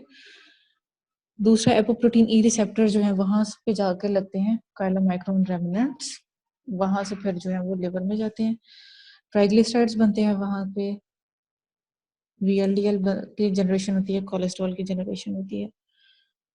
तो अब ये जो कोलेस्ट्रॉल की जनरेशन होती है ना वो यहाँ से भी हो सकती है, इस पाथवे से भी, काइलोमाइक्रोन से भी। दूसरा एसिटाइल को ए से HMG को ए बनता है, वहां से वेलोनेट बनता है, और वहां से कोलेस्ट्रॉल बनता है। यहाँ पे जो रेट लिमिटिंग स्टेप होता है वो कंट्रोल करा होता है HMG को ए रिडक्टेज, वो HMG को A को वेलोनेट में कन्वर्ट नहीं होने देता। यहाँ पे जो ड्रग्स एक्ट कर रही होती है उनको हम कहते हैं स्टैटिन्स, टॉर्वास्टैटिन, सिम्वास्टैटिन, रोज़ोवास्टैटिन, लोवास्टैटिन, प्रावास्टैटिन वगैरह। ठीक है, नॉर्वोस्टैटिन बिल्कुल lipid loading this is the good drug ठीक है। डिस्कशन एंड पे हम करेंगे, ठीक है। डिस्कशन हम लोग एंड पे करेंगे, आप लोगों के कोई भी क्वेश्चंस हो वो देख लेंगे। अभी के लिए काइंडली माइक्स ऑफ कर दें, थैंक यू। दूसरा ये जो HDL का पूल था वो भी HDL को कन्वर्ट कर देता है कोलेस्ट्रॉल में, ठीक है। और कोलेस्ट्रॉल से VLDL जो बनते हैं वहां पे नियासिन आके एक्ट करती है, वो कोलेस्ट्रॉल को कन्वर्ट नहीं होने देती VLDL में। फिर कुछ और जो हमारे आजकल जो है वो मोनोक्लोनल एंटीबॉडीज बहुत ज्यादा ट्रेंड में। यहाँ पे भी मोनोक्लोनल एंटीबॉडीज वो सिंपली LDL रिसेप्टर को डिग्रेड कर देती हैं, जिसको एलिरोक्यूमैब और एवोलुक्यूमैब होती हैं, ठीक है। फिर कुछ सिंथेसिस के लेवल पे आ जाती हैं, फ्री फैटी एसिड बनते वो एडिपोज टिश्यूज में जब जाते हैं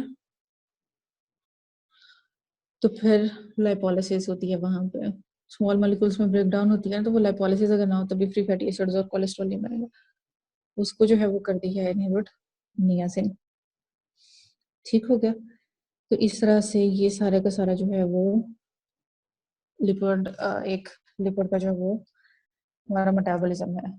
बायोकेमिस्ट्री की आपकी क्लास होगी, उसमें आपको ये फर्दर क्लियर हो जाएंगे कॉन्सेप्ट्स, ठीक है। अभी मैंने तो सिर्फ लिपिड लोडिंग ड्रग्स के पॉइंट ऑफ व्यू से इसको ऐड किया था। स्टैटिन सबसे पहले हमने देख लिया, HMG को रिडक्टेज की सिंथेसिस को इनहिबिट कर रहे थे, उसकी वजह से कोलेस्ट्रॉल बायोसिंथेसिस कम हो गई, रेगुलेशन हो गई LDL रिसेप्टर की, ठीक है। और वो किस तरह से हुई है, स्टिरोल रेगुलेटरी एलिमेंट बाइंडिंग प्रोटीन की वजह से।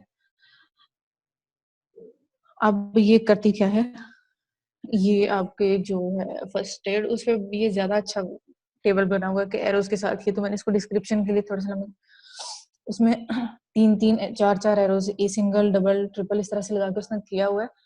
तो कौन सी वो टेबल अच्छा है कि कौन सी जो है वो लिपिड लोडिंग किसको ज्यादा अफेक्ट करती है, ठीक है। तो ये LDL को ज्यादा अफेक्ट करती है जो हमारे स्टैटिन है, HDL को इंक्रीज करती है और ट्राइग्लिसराइड्स को भी डिक्रीज करती है।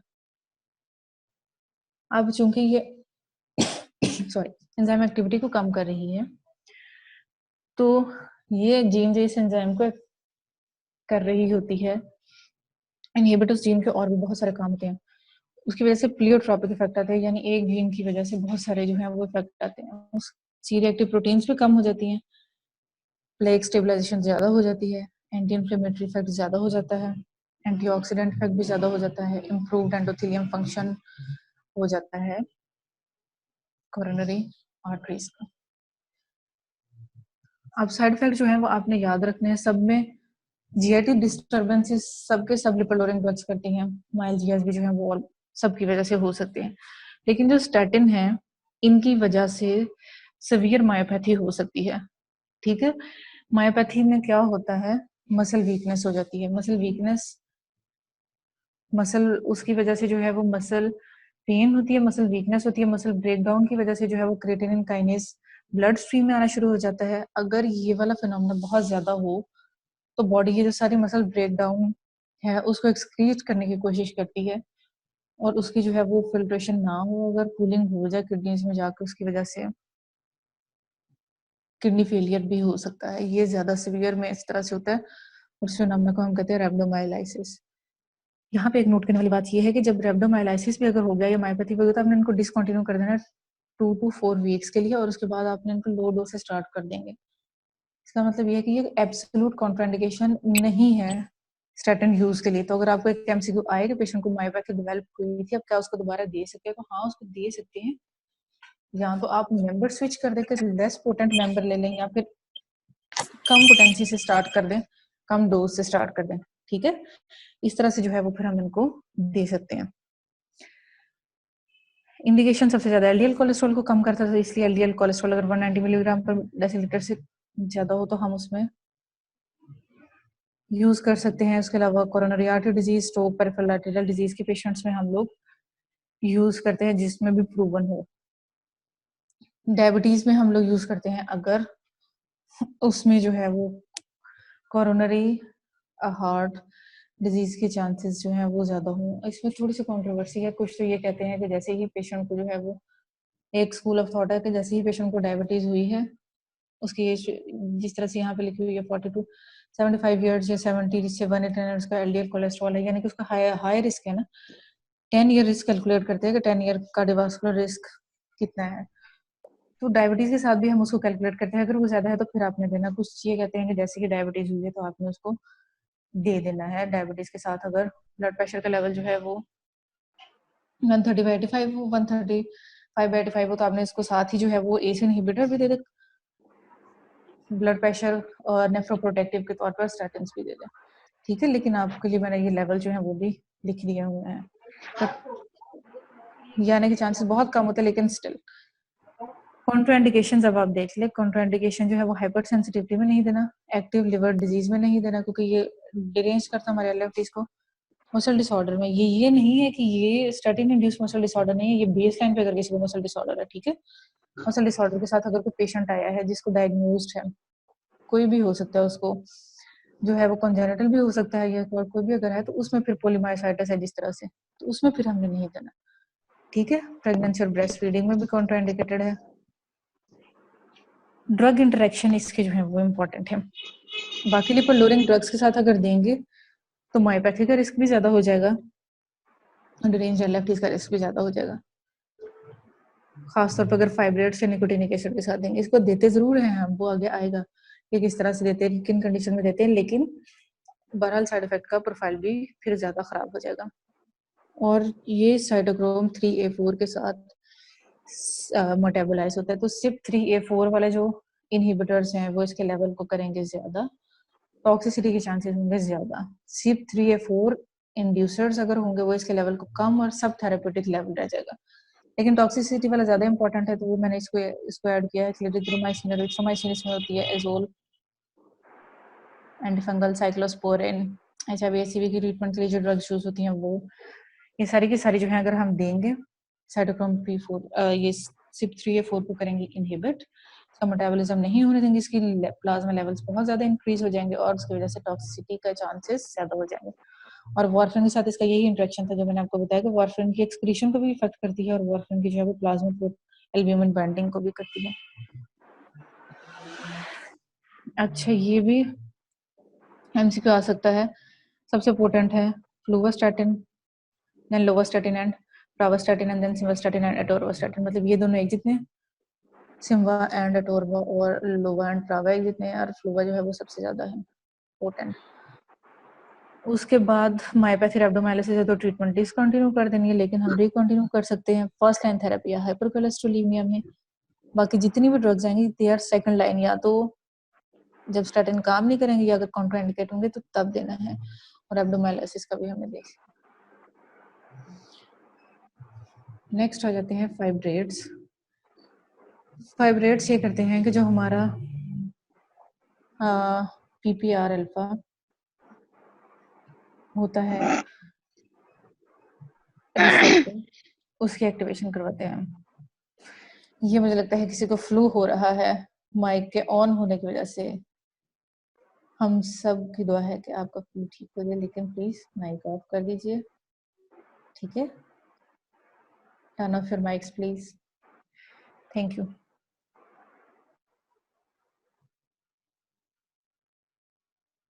अब ये रिसेप्टर की जब एक्टिवेशन होती है तो लाइपोप्रोटीन लाइपेज की एक्टिविटी ज्यादा हो जाती है, एलडीएल ट्राइग्लिसराइड्स की जो है वो डिग्रेडेशन ज्यादा हो जाती है और एचडीएल सिंथेसिस जो है वो ज्यादा हो जाती है। तो इसकी वजह से एचडीएल सिंथेसिस ज्यादा हो गई, एलडीएल सिंथेसिस का अगर सबसे प्रोफाउंड इफेक्ट जो है वो ट्राइग्लिसराइड्स पे है। ठीक है, तो सबसे प्रोफाउंड इफेक्ट ट्राइग्लिसराइड पे होने का मतलब ये है कि अगर किसी को कॉन्जेनिटल हाइपरट्राइग्लिसराइडीमिया है तो उसमें ये फर्स्ट लाइन में हम यूज कर सकते हैं इन कॉम्बिनेशन विद स्टैटिन, जिसको बेसलाइन पे ही ऐड कर देते हैं। इसमें बाकी सारी चीजें तो वही वाली हैं। एक नई चीज है कि पॉलीलिथियासिस इसकी वजह से हो सकता है, क्योंकि ये कोलेस्ट्रॉल 7 अल्फा हाइड्रोक्सिल इसको इनहिबिट करता है, बाइल सॉल्ट सिंथेसिस जो है वो डिक्रीज होती है और उसकी वजह से जो है वो कोलेस्ट्रॉल ज्यादा हो जाता है। सेकेंड लाइन ड्रग है हाइपरलिपिडेमिया में ट्राइग्लिसराइड्स के लिए सबसे ज्यादा रीनल इनसफिशिएंसी, लिवर फेलियर और गॉल ब्लैडर डिजीजेस के कॉन्ट्राइंडिकेशंस हैं। ठीक है, और ये भी जो है वो ये इटसेल्फ इनहिबिटर है किसका, साइटोक्रोम P450 का।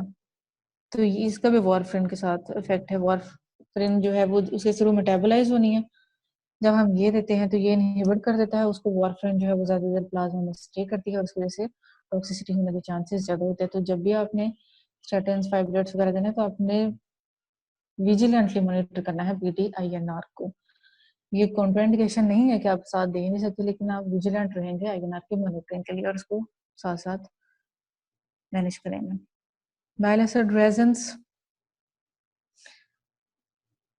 ठीक है, इन्होंने क्या किया था, बाइल एसिड्स की एब्जॉर्प्शन को कम कर दिया था और बाइल एसिड्स की एक्सक्रीशन जो है वो ज्यादा हो गई थी। इनका प्रोफाउंड इफेक्ट जो है वो किस पे है, LDL पे, कि जो कोलेस्ट्रॉल है वो भी कम हो जाएगा। ठीक है, और LDL जो है वो भी कम हो जाएगा, LDL रिसेप्टर जो है वो और ज्यादा हो जाएंगे सिंथेसिस। HDL थोड़ा सा ज्यादा हो रहा है और ट्राइग्लिसराइड्स में जो है वो थोड़े से ज्यादा हो रहे हैं, बजाय उनको कम करने के। कोलेस्ट्रॉल को कम करता है, LDL को कम, लेकिन HDL के साथ साथ ट्राइग्लिसराइड्स को भी ज्यादा करता है। इसकी इंपॉर्टेंस ये है कि जो हाइपरट्राइग्लिसराइडीमिया के पेशेंट्स है, खासतौर पे जैसे कंजेनिटल हाइपरट्राइग्लिसराइडीमिया जिसमें बहुत ज्यादा हाई लेवल्स होते हैं, उसमें आपने इसको नहीं देना, इसकी कॉन्ट्राइंडिकेशन है। नोजिया, एब्डोमिनल ब्लॉटिंग, क्रैम्पिंग, एलेक्ट्रिजमेलजी, ये सारे वही क्लास इफेक्ट्स हैं। इसको हम हाइपर कोलेस्ट्रोलीमिया में यूज करते हैं स्टैटिन्स के साथ कंबाइन। ठीक है, दूसरा डाइजॉक्सिन ओवरडोज में हम इसको देते हैं डाइजॉक्सिन की एक्सक्रीशन को ज्यादा करने के लिए।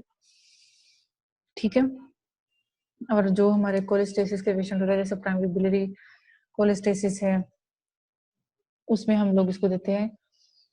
उसमें पेशेंट को इचिंग जो है वो बहुत ज्यादा हो रही होती है, तो ये रेजन्स को बाइंड करके एक्सक्रीट कर जो बाइल सॉल्ट्स हैं उनको बाइंड करके जो है वो एक्सक्रीट करवा देता है जब, तो वो उसमें काफी फर्क पड़ता है। बाइल एसिड डायरिया में भी इसको हम लोग यूज कर सकते हैं। कॉन्ट्राइंडिकेशन जो है वो हाइपोट्राइग्लिसराइडी में वही बात कि 300 से ज्यादा अगर लेवल्स होंगे तो फिर हमने नहीं देना, और ट्राइग्लिसराइडी में एक्यूट पैंक्रेटाइटिस में भी नहीं देना, क्योंकि ये स्लाइटली इंक्रीज करता है ट्राइग्लिसराइड्स को, तो ये और ज्यादा उसको जो है वो लेवल्स को खराब करेगा। ड्रग इंटरेक्शन इसकी भी वारफरिन के साथ, डाइजॉक्सिन के साथ, फैट सोलुबल विटामिन्स के साथ।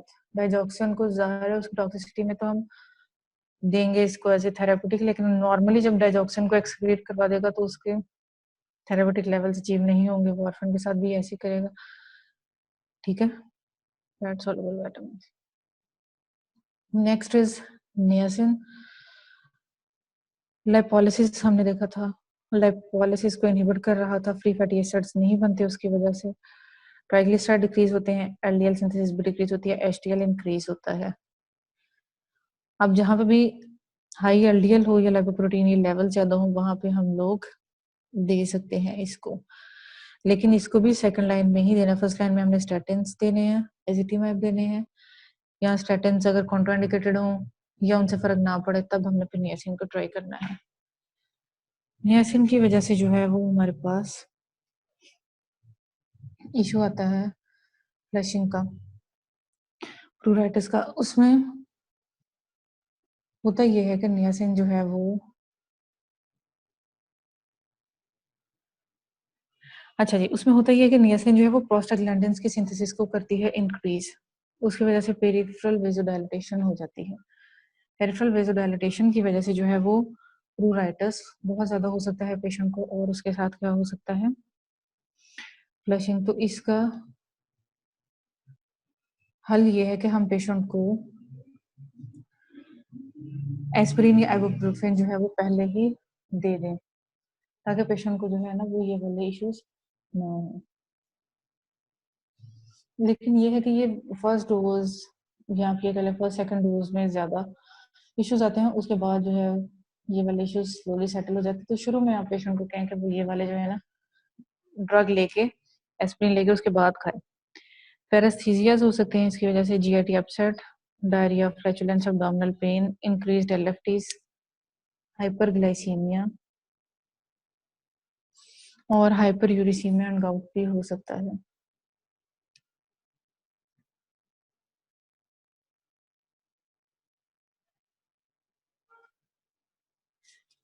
कॉन्ट्राइंडिकेशन लिवर फेलियर में नहीं देना, ठीक है, क्योंकि एलएफटी डिरेंज कर रहा है। उसके अलावा जो है वो हमने इसको गाउट में भी नहीं देना क्योंकि ये हाइपर यूरिसीमिया कॉज करती है। उसके अलावा जो है वो हमने इसको हेमरेज में नहीं देना, ठीक है। प्रोस्टाग्लैंडिन सिंथेसिस इंक्रीज करती है ना, पेरिफेरल वेसोडाइलेटेशन करती है, तो इसलिए हेमरेज में देंगे तो फर्दर पेरिफेरल वेसोडाइलेटेशन होगी। गैस्ट्रिक अल्सरेशन में भी यही मसला आ जाएगा, कार्डियोवास्कुलर इंस्टेबिलिटी में भी यही मसला आ जाएगा।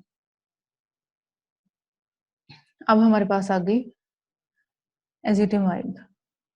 एजिटिमाइब में क्या होता है कि ये इनहिबिट करती है कोलेस्ट्रॉल की रीअब्जॉर्प्शन को, फर्स्ट स्टेप में ही जो है वो नहीं होती। ब्रश वाटर फेंटेरोसाइड पे ट्रांसपोर्टर जो है, अगर आप याद रखना चाहे तो NPC1L1 है, अदरवाइज इसकी कोई इंपॉर्टेंस नहीं। LDL को जो है वो इंक्रीज करती है। अब ये इन कॉम्बिनेशन विद स्टैटिन हम लोग देते हैं, ठीक है, लेकिन अगर स्टैटिन कॉन्ट्राइंडिकेटेड हो तो फिर हम इसको लोन भी दे सकते हैं।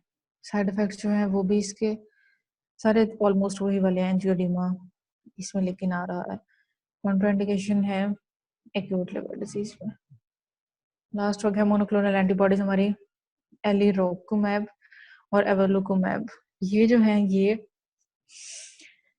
PCS के 9 इनहिबिटर्स होते हैं, और वो क्या है, प्रो प्रोटीन कन्वर्टेज सबस्टेसिलिन कैक्सिन 9 एंजाइम होता है जो कि डिग्रेड करता है LDL रिसेप्टर को, ठीक है, और उसकी वजह से जो है वो इंक्रीज्ड रिमूवल होती है, हाँ, LDL की फ्रॉम द ब्लड। जब वो एंजाइम डिग्रेड नहीं कर रहा होगा रिसेप्टर को, ठीक है, रिसेप्टर डिग्रेडेशन की वजह से, तो वो फिर ज्यादा LDL जो है वो इंटरनलाइज भी हो जाएगा और ज्यादा जो है वो ब्लड से फिर रिमूव भी हो जाएगा। तो ये बेसिकली ये भी LDL को बहुत ज्यादा कम करती है, HDL को एनहांस करती है, ट्राइग्लिसराइड्स को कम करती है। इसमें भी मैल्जियस हो सकते हैं, डेलिरियम डिमेंशिया हो सकता है, ठीक है। That was all about cardiovascular pharmacology. एक तो ये क्वेश्चन था आप लोगों का, रीनल ट्यूबुलर बफर कौन सा है, ठीक है। दूसरा आप लोगों का क्वेश्चन था आई गेस, फिर मैं करेक्टली मुझे टेलीग्राम साथ साथ ओपन करने दो ताकि आपके क्वेश्चन जो है वो मैं साथ साथ एड्रेस कर लूँ, ठीक है। दूसरा आप लोगों को था paired, exactly paired buffer system होता है किडनी का, ठीक है। अब इसमें यह है, देखिए रीनल ट्यूबुलर बफर कोई एक तो है नहीं, रीनल ट्यूब्यूल्स पे ही सारे के सारे हमारे बफर एक्ट कर रहे थे। रीनल ट्यूब्यूल्स पे जो है वो बाइकार्ब भी था, वहीं पे जो है वो फॉस्फेट भी आ रहा था जो कि टाइट्रेबल एसिड बना रहा था सॉरी, और वहीं पे जो है वो तीसरी चीज क्या आ रही थी, तीसरी चीज वहां पे आ रही थी अमोनिया बफर सिस्टम। अब इसलिए कोई एक सिस्टम ये कहना इन कॉन्टेक्स्ट के बगैर, ये कहना कि renal tubular buffer single one, तो वो काम तो इम्पॉसिबल है। आप लोग को देखेंगे 3 बफर सिस्टम्स हैं। Bicarb in the context of, अगर हम लोग कंट्रीब्यूशन देखें तो बाइकार्ब की सबसे ज्यादा होती है एक्स्ट्रा सेलुलर, ठीक है। और जो इंट्रासेलुलर हमारा जो प्रोटीन बफर सिस्टम्स काम कर रहे होते हैं वो भी इनिशिएट बाइकार्ब के थ्रू ही हो रहे होते हैं। तो आपको उस कॉन्टेक्स्ट में मैंने कहा था कि बाइकार्ब जो है वो बॉडी के लिए चूंकि मोस्ट इंपॉर्टेंट है, तो इसलिए रीनल ट्यूबुलर बफर सिस्टम में हम उसको लेंगे। अब ये सारी चीजें देखे डिपेंड करती हैं MCQ के स्टैम्प पे। मैं वही देख रही थी, मुझे ये एहसास हो रहा था कि MCQs को लेके आप लोग बहुत ज्यादा एंशियस हैं, जो खुद भी इस चीज का अंदाजा है। ऑल्दो मुझे काफी चलो टाइम हो गया है पार्ट 1 किए हुए, लेकिन हमारी दफा में भी यही था। हमारी दफा में भी क्या था, स्टेम ये है, स्टेम वो है। अब उसमें आप लोग जो है वो इतना ज्यादा कंफ्यूज हो जाते हैं, एकदम से एंशियस हो जाते हैं तो देखो बच्चों, सबसे पहली बात ये है कि कंट्रोल योर नर्व्स। एमसीक्यू आप तब तक नहीं सॉल्व कर सकते जब तक आप लोग जो हैं वो अपने नॉलेज पे भरोसा नहीं करेंगे। हो सकता है आप मेरे से यहाँ से एक आंसर डिसाइड करवा के लेकर जाए, वहां पे जस्ट सिंगल वर्ड चेंज हो, मोस्ट या लीस्ट कर दें वो, तो आपका आंसर टोटली डिफरेंट हो जाएगा। इसलिए आप लोग कॉन्सेप्ट्स पे जोर दें। जो कंट्रोवर्शियल या बिल्कुल बगैर किसी प्रॉपर स्टेम के क्वेश्चंस हैं उन पे इतना ज्यादा परेशान मत हुआ करें। आई एम नॉट सेइंग कैसे क्वेश्चन नहीं आए थे, आई स्टिल रिमेम्बर। शायद आप लोगों ने भी वो किया था, ब्रेस्ट इम्प्लांट। मैं हमेशा दी ब्रेस्ट इम्प्लांट है, सिलिकॉन इम्प्लांट है ब्रेस्ट का, उसमें कितनी इन्फ्लेमेशन होगी। And now I discussed that question, मैं उसको एग्जांपल के तौर पे यूज कर रही हूँ in depth on the group. मैंने उसको सर्च किया एफसीपीएस का जो हमारा बैच 2005 to 10 वाला ग्रुप है। अच्छा जी, 5-7 ओपिनियन मुझे वहां से मिलकर मैंने अपने फ्रेंड के साथ उसको डिस्कस किया। मैंने और मेरी फ्रेंड ने डिसाइड किया हम ये आंसर लगाएंगे अगर इसका आया। अल्लाह की तरफ से वो क्वेश्चन आ भी गया ना। At the end of the day वहां पे एग्जाम में बैठे हुए उसकी स्टेम कंप्लीट थी। ये जो हम लड़ रहे थे उस क्वेश्चन पर, आज तक मैं देख रही हूँ कि लड़ते हैं उस क्वेश्चन पे, तो उसकी स्टेम ही कंप्लीट नहीं है। जब वो कंप्लीट स्टेम के साथ आया तो जो मैंने डिस्कशन वाला जवाब सोचा था और जो मेरे फ्रेंड के डिस्कशन वाला, वो दो डिफरेंट आंसर थे, वो दोनों ही नहीं लगाया, मैंने तीसरा लगाया था। तो स्टेम इज वेरी इंपॉर्टेंट। अब आप लोग एक एक लफ्ज पे जो है वो इतना ज्यादा परेशान मत हो। तो बफर सिस्टम की अगर हम बात करें, एक्स्ट्रा सेलुलरली या ओवरऑल बॉडी का मोस्ट इंपॉर्टेंट देखें that is by carb. Intra cellularly देखें अगर, तो प्रोटीन्स मेजर काम इंटरसेलुलरली हो रहा होता है। सबसे ज्यादा बफरिंग इंटरसेलुलरली हो रही होती है 60 to 70%, लेकिन वो इनिशिएट जो है ना वो बाइकार के थ्रू हो रही होती है। एक्स्ट्रा सेलुलरली जब तक बाइकार जो है वो सारे उसको नहीं करता काम, तो वो नहीं हो रही थी। इस वजह से मैंने आपसे कहा था कि वो वहां पे है। अब आपको ये कंफ्यूजन थी कि urinary buffer most important, BRS ने लिखा हुआ है जी फॉस्फेट, तो गाइडर ने उसको लिखा हुआ है अमोनिया। फिर अब क्या करना है? ठीक है, तो ये क्वेश्चन के कॉन्टेक्स्ट में ये चीजें चेंज हो जाएंगी, इस पे आपने घबराना नहीं है। इसीलिए मैंने आपको ग्रुप पे रिप्लाई नहीं किया, इसीलिए मैंने इसको लाइव सेशन में रखा था। मुझे था कि थोड़ा सा आपका जो एंग्जाइटी लेवल है, ये मुझे लग रहा था बहुत ज्यादा हो रहा है, तो उसको कम करना चाहिए। ऐसी बातों से घबराने की जरूरत नहीं होती। ठीक है, ये ऑथर के पॉइंट ऑफ व्यूज पे भी चेंज करती हैं चीजें। सिमिलरली क्वेश्चन जो है हमारा इनाइन गैप वाला, लेकिन आप अपना कॉन्सेप्ट क्रिस्टल क्लियर रखें। बीआरएस वाले ने एक लिखा हुआ है, सॉरी गाइटन में, ठीक है, आप लोगों ने स्क्रीनशॉट भी शेयर किया था, अब मैंने दूसरा स्क्रीनशॉट शेयर कर दिया। उसका कॉन्सेप्ट यही है कि सोडियम और पोटेशियम आप मेजर कर रहे हैं, आपको करते हैं ना सीरम में आप सब लोगों ने हाउस ऑफ की हुई है, ढेर सैंपलिंग की होगी सोडियम पोटेशियम के लिए। हर दूसरे मरीज का सीरम इलेक्ट्रोलाइट्स भेजते हैं, ठीक है, क्लोराइड भी उसी में आ जाता है। तो ये सब कुछ हम मेजर कर रहे होते हैं। हाँ, लेकिन मेजर हम क्यों कर रहे होते हैं कि जो अनमेजर्ड चीज है उसका हमें पता चल जाए कि वो कितनी है। ठीक है, तो इनडायरेक्टली लेवल हमें अनमेजर्ड का ही पता चल रहा है, लेकिन वो मेजर्ड के डिफरेंस के जरिए पता चल रहा है। ठीक हो गया? इसलिए मेरी इस क्वेश्चन पे यही टेक है, उस दिन भी आप लोगों ने पूछा था और आज भी, कि ये मेजर्ड केटाइंस और एनाइंस के डिफरेंस को दे रही है। हाँ, लेकिन इसे जो अनमेजर्ड एनाइंस है वो पता चलते हैं। ठीक हो गया? अच्छा, उसके बाद क्वेश्चन था ओके ग्लूकोज की टी मैक्स का। ठीक है, ये वाला क्वेश्चन जो था, मुझे लगता है इससे पहले भी ट्रांसपोर्ट मैक्सिमम का किसी ने पूछा था क्वेश्चन, तो चलिए देख लेते हैं। ग्लूकोज और पैरामाइनो हिप्योरिक एसिड जो है वो यूनिक इस तरह से होते हैं कि उनमें ट्रांसपोर्ट मैक्सिमम का फिनोमेना आता है। ट्रांसपोर्ट मैक्सिमम क्या होती है और क्यों आता है? ट्रांसपोर्ट मैक्सिमम इसलिए आती है कि हमारे पास ट्रांसपोर्टर्स होते हैं, एसजीएलटी, जो sodium glucose transporter two be very specific, ये किडनी में पड़ा होता है। इसके अगेंस्ट जो है हमारे पास ग्लाइफोसोलिन्स जो एंटी डायबिटिक होती हैं, एंटी जो है हाइपरग्लाइसेमिक्स, वो भी यहाँ पे एक्ट कर रहे होते हैं। ठीक है, अब ये जो ट्रांसपोर्टर होता है ना, ट्रांसपोर्टर होते हैं बॉडी की फिजियोलॉजिकल जरूरत के लिहाज से। ठीक है, तो अब मेरी बॉडी या आपकी बॉडी जिसको डायबिटीज नहीं है, वो उन ट्रांसपोर्टर के साथ खुश होती है। ठीक है, अब इसमें ये होता है जितना फिल्टर होता है ग्लूकोज वो सारा का सारा रीअब्सॉर्ब हो जाता है और उसमें सिक्रीशन इसकी नहीं होती। तो बॉडी जो है वो जितना फिल्टर करती है उसको रीअब्सॉर्ब कर लेती है, आराम से वो ट्रांसपोर्टर्स लगे होते हैं, बॉडी ठीक रहती है। लेकिन जो पेशेंट होता है ना डायबिटिक, उसमें क्या करता है, उसमें फिर ये जो हमारा फिल्टर्ड ग्लूकोज था वो रीअब्जॉर्प्शन के लिमिट को से ऊपर जाना शुरू हो जाता है, इसका मतलब एक्सक्रीट होना शुरू हो जाता है। ठीक है, वो कहाँ पे वो लेवल होता है, 200 पे शुरू होता है और 250 मिलीग्राम पर डेसीलीटर पे उसके जो है वो थ्रेशोल्ड लेवल आ जाता है। ठीक हो गया। तो ये थ्रेशोल्ड लेवल जब अचीव होता है उसके बाद फिर ग्लूकोज की रीअब्जॉर्प्शन और ग्लूकोज की जो एक्सक्रीशन है वो पैरेलल चलनी शुरू हो जाती है। वहां पे उसकी जो है वो ट्रांसपोर्ट मैक्सिमम आती है। जो ट्रांसपोर्ट मैक्सिमम थ्रेशोल्ड के बीच में एक चीज आती है जिसको कहते हैं स्प्लिंग, जिसपे कर्व जो है थोड़ा सा बेंड होता है। ठीक है, यानी सीधा सीधा कर्व नहीं जाता, वो स्प्ले होकर थोड़ा बेंड होकर जो है वो सीधा होता है। उसको हम कहते हैं ट्रांसपोर्ट मैक्सिमम। और ट्रांसपोर्ट मैक्सिमम जो है वो 375 या चले 350, अगर 375 का ऑप्शन है 350 क्लोजेस्ट है, उस पे हो जाती है जब हमारा फिल्ट्रेशन उसकी कितनी होती है, फिल्टर लोड 375 मिलीग्राम पर मिनट का होता है। ठीक है, तो आई होप अब आप लोगों के ये वाले कॉन्सेप्ट्स क्लियर हैं। अच्छा, फिर एक बैरोरिसेप्टर्स वाला था। अच्छा, उसके अगेन देखो कि इसमें भी बैरोरिसेप्टर्स वाले में देखिए, बैरोरिसेप्टर्स जो हैं वो चेंज इन ब्लड प्रेशर को डिटेक्ट करते हैं।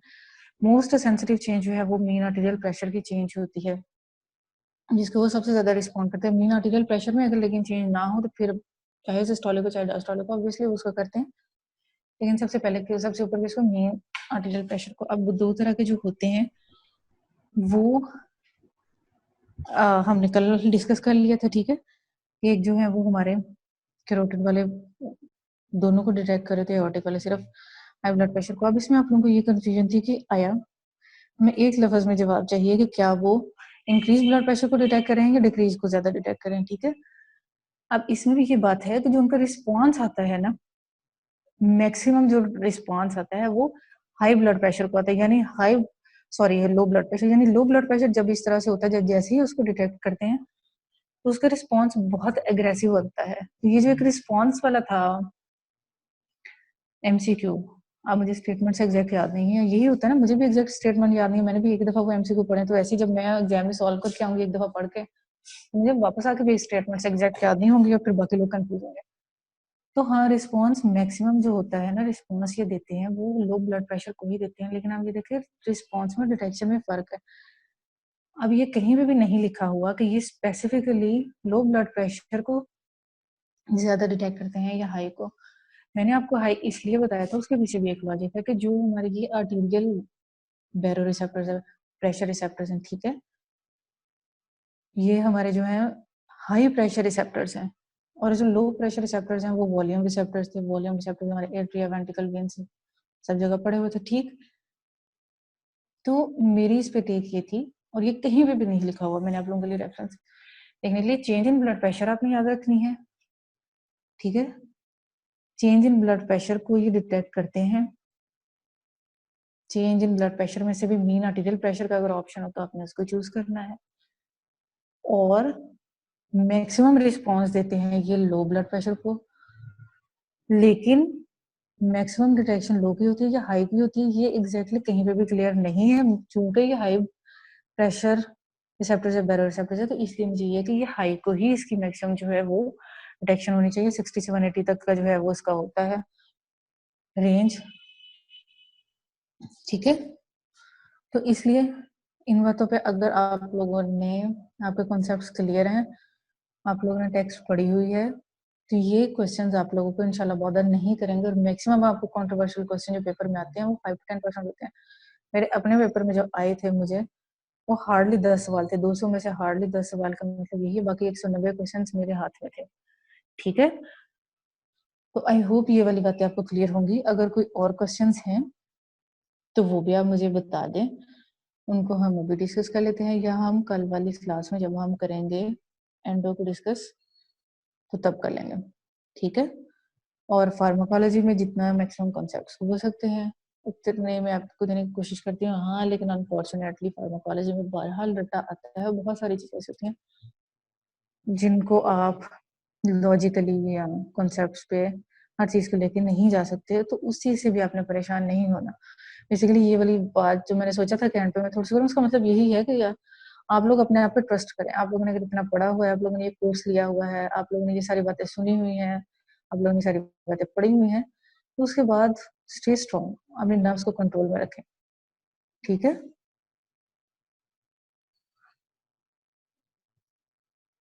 तो फिर मैं ये उम्मीद करूं कि आप लोगों की एंजाइटी को थोड़ा कोई अफाका होगा। और बाकी आज की तो अच्छी बात ये भी है, मैं देख रही थी कि दुरे ने आपको, हम वो भी हमारी टीम पे आती है दुरे ने, और मैं आप लोगों को बेसिकली जो मैं एमसीक्यूज भेज रही थी वो दुरे ने आपके साथ ही इंटरेक्ट करके हमारी वो एक बैक द डोर जो टीम चल रही थी वो चल रही है, ठीक है। तो आप लोगों को जो है वो मुझे लगता है मोराल उससे भी अब बूस्ट अप होगा कि आपका एमसीक्यू एक्सपर्ट एक आपके पास आया, ठीक है। ऐसे ही है। तो आज के लिए मेरे ख्याल काफी हो गया है।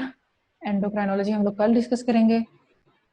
आप लोगों की जो रिक्वेस्ट थी रेस्पिरेटरी की वो मैंने देख ली थी। अब ये है कि रमजान में एक पूरा यूनिट प्लान करना एक मुश्किल टास्क है, लेकिन उसके बावजूद we will try our best कि हम लोग उसको जो है वो किसी तरह से कर लें। आप लोगों ने जो है वो हम लोगों को कहा हुआ है, आप लोगों की हर रिक्वेस्ट है वो हम लोग बहुत सीरियसली लेते हैं। तो अगर कल परसों में वो नहीं भी हुआ तो हम लोग कोशिश करेंगे कि कोई अगर आपका बीच में फ्री डे आता है तो उसमें उसी की क्लास रख लें, ठीक है। सुबह आप में से किसी ने कोई बात करनी हो, कोई और चीज?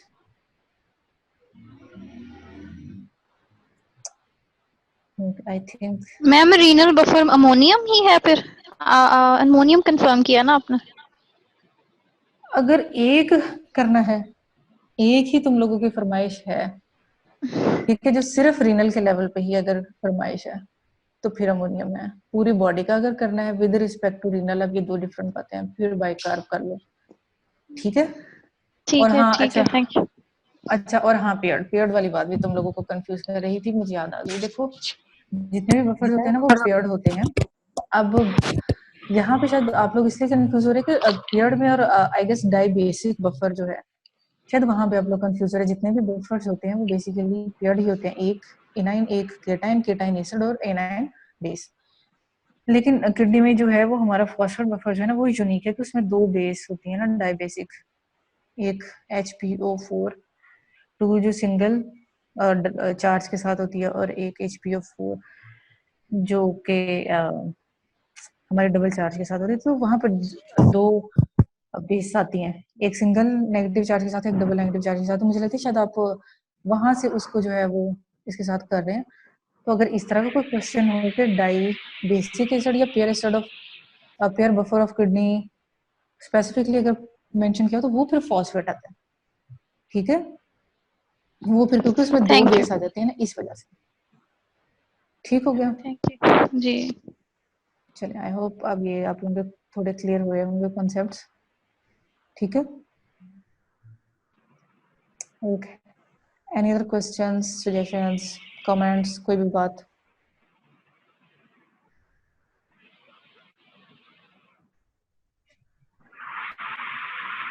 Okay, thank you very much, that will be all for today. Allah Hafiz.